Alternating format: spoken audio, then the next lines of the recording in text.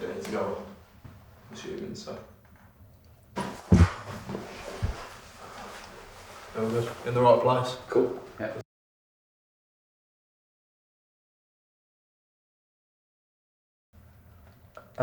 Well, I guess my father figure would be my dad. He was just a very hard-working man. Well, he's retired now, but he was a hard-working man. There was high unemployment, but I guess I had my dad to look up to because he was always hard-working. He always made sure that he provided for the family. So, so my dad, actual dad, he died when I was 6 months old. He was in a car accident. So father figure wise, it was my granddad. And if I ever, sort of wanted any advice, I'd go and speak to him. My mum did remarry when I was about 7.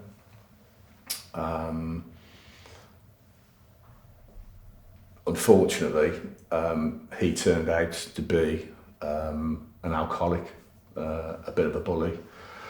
Used to smack my mum around, used to hit me. Never hit my sister for some reason, which I'm quite glad about. But yeah, he wasn't someone that I could ever talk to. Obviously, it was sad that my dad died, and he was never around, and obviously I didn't want that for my children. But then again, I didn't want to be like his name was George. Yeah, I didn't want to be like him, because I think if you're going to be like him, then you're just better off not being around children. When we went on holiday to Wales every year. My dad kind of come alive. I guess I just tried to do that more on a fortnightly basis when I picked you up. So, it was probably easier in some respects that it was every other week, and I made sure I had to do something. I packed in smoking, which was a massive thing at the time because I was smoking about 40 a day. I used to wake up at 3 o'clock in the morning. Yeah, I used to wake up at 3 o'clock in the morning, have a cigarette, roll over, and go back to bed.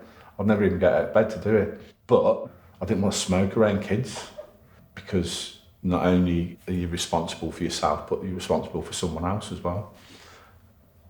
I mean, there's one thing that I always do regret, very early on, and that is not being stronger with your mom about something. So, so...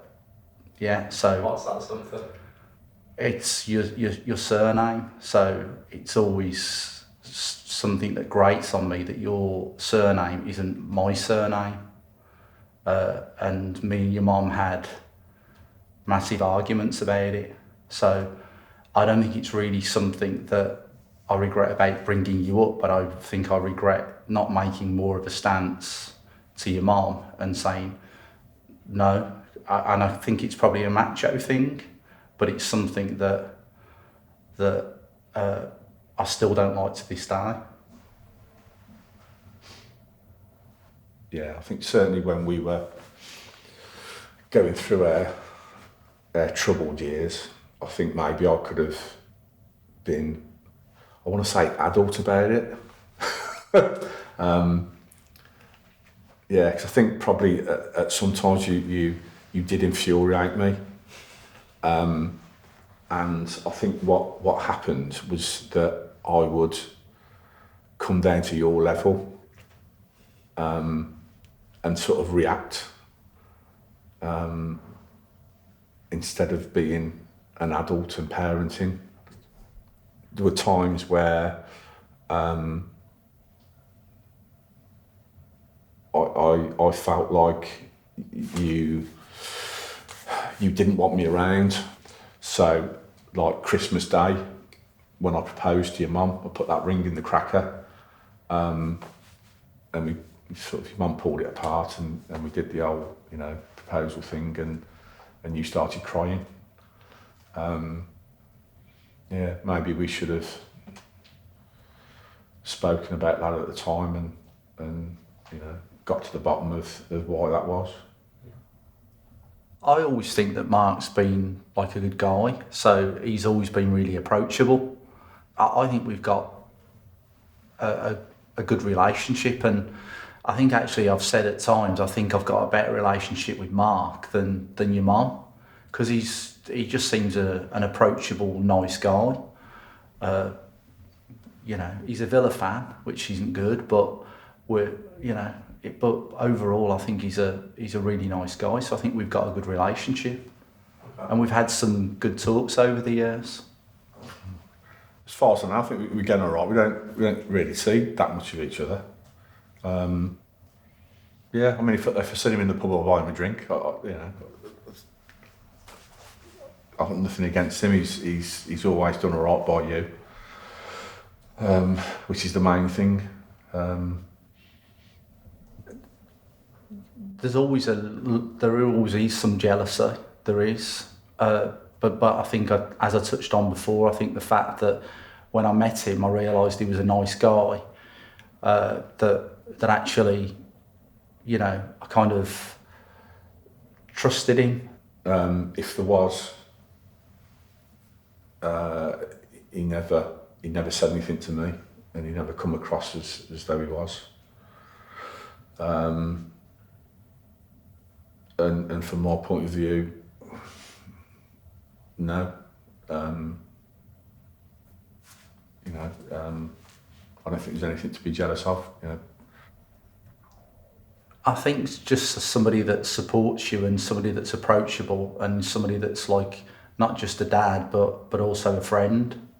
I say to you, you can come to me with any issues that you've got, just like I can speak to my best mate and stuff. So you're like a best mate to me. I suppose more of a mate, a friend, someone that you can talk to, someone that if you're in trouble for whatever reason, I don't mean bad trouble, but that you can come and talk to me about it. I guess that phrase just comes from somebody having like personality traits of, being around somebody. So you kind of have the same mannerisms, and I guess that's what it is. And I think it comes from probably genetics, and also from just being around each other so much. I think you will have traits of me in you. You will have traits of your dad in you, and also your granddad, because your granddad was a big part of your life in your early years, wasn't he? So I think there will always be little things in you that you can, you'll look at it and you'll go, that's what his dad does, or that's what granddad does. I think it's really accurate. I think as a kid, most little boys' heroes are their dads. I think mine probably was anyway. And I think there's a degree of your whole life where you're just trying to sort of carry everything that you admire about them with you.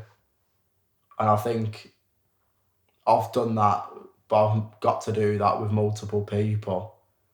So, because I think I'm a lot like both of them, and I wouldn't necessarily say that I'm more like one than the other, but I think it's definitely accurate, because like if you're not like the one consistent role model, then what are you like?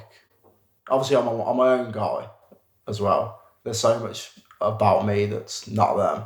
Like I've learned stuff to avoid from them, and also just generation-wise, like there's stuff that we've just experienced different.